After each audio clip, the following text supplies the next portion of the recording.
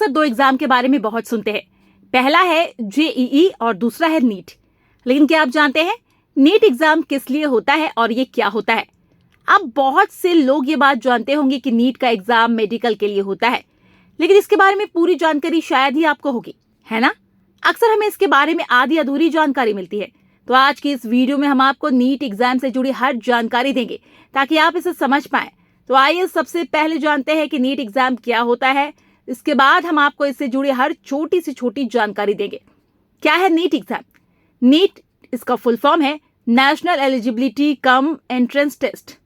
ये भारत में होने वाला एक एंट्रेंस टेस्ट है जिसको पास करके आप भारत के अलग अलग मेडिकल कॉलेज में एडमिशन लेकर डॉक्टर बनने की पढ़ाई कर सकते हैं। इसे काफी मुश्किल एंट्रेंस टेस्ट माना जाता है और हर साल 20 से 25 लाख छात्र छात्राएं इसके लिए फॉर्म भरते हैं।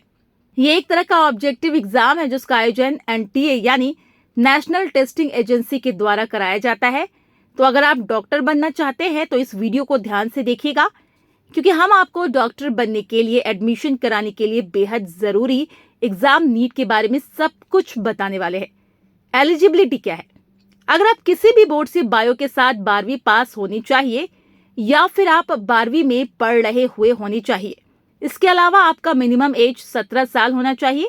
अगर आप 12वीं पास आउट है तो आपका मिनिमम परसेंटेज फिजिक्स, केमिस्ट्री और बायो मिलाकर 50% नंबर होना चाहिए। तो वहीं रिजर्व कैटेगरी के स्टूडेंट के लिए ये 40% है। अगर आप अभी 12वीं के पास आउट नहीं है तो आप इस फॉर्म को भर सकते हैं, लेकिन आपको नीट एडमिशन प्रक्रिया की पूरी होने से पहले अपना 12वीं पास का सर्टिफिकेट सबमिट करना होगा और बताए गए एलिजिबिलिटी को भी पूरा करना होगा। अगर आप इन सभी एलिजिबिलिटी को रखते हैं तो आप नीट का फॉर्म भर सकते हैं, फिर इसके एग्जाम को भी दे सकते हैं। और अगर आप एग्जाम को क्वालिफाई करते हैं तो आप मेडिकल कॉलेज में एडमिशन लेकर डॉक्टर बन सकते हैं। Exam pattern.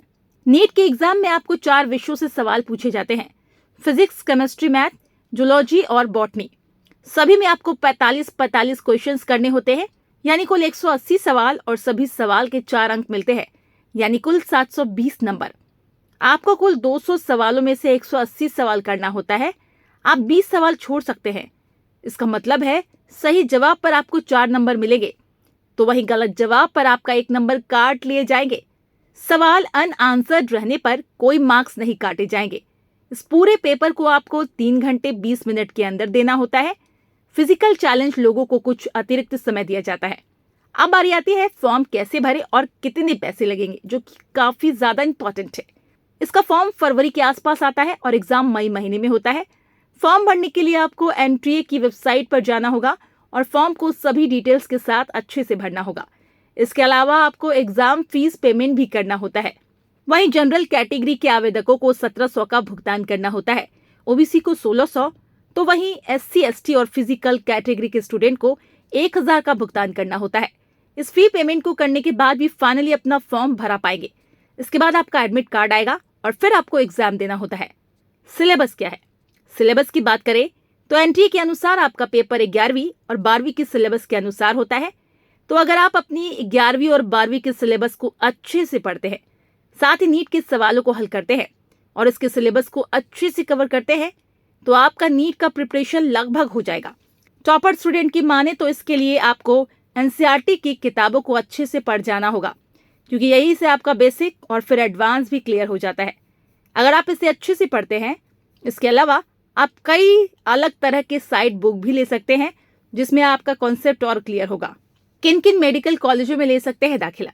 नीट की परीक्षा को क्वालिफाई करने के बाद और उसमें अच्छे नंबर लाने के बाद आप भारत के अलग अलग private, government, semi government medical college में एमबीबीएस की पढ़ाई के लिए एडमिशन ले सकते हैं। इसके अलावा आप डेंटल स्टडीज, आयुर्वेद जैसे डिपार्टमेंट में भी मेडिकल की पढ़ाई कर सकते हैं। भारत में कुल मिलाकर 700 भी ज्यादा मेडिकल कॉलेज है जो नीट के आधार पर आपको मेडिकल में एडमिशन देती है। इसमें कुल मिलाकर 1 लाख से भी अधिक सीट्स हैं जिस पर आप एडमिशन ले सकते हैं।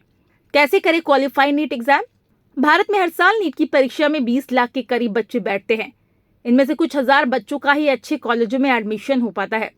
ऐसे में ये काफी कठिन परीक्षा लगता है और ऐसा भी है, लेकिन आपको एक बात समझना होगा, अगर आप अपने सिलेबस को अच्छे से पढ़ते हैं, इसकी तैयारी मन से करते हैं, तो आप इस परीक्षा को निकाल सकते हैं और ऐसा एक्सपर्ट और टॉपर भी कहते हैं।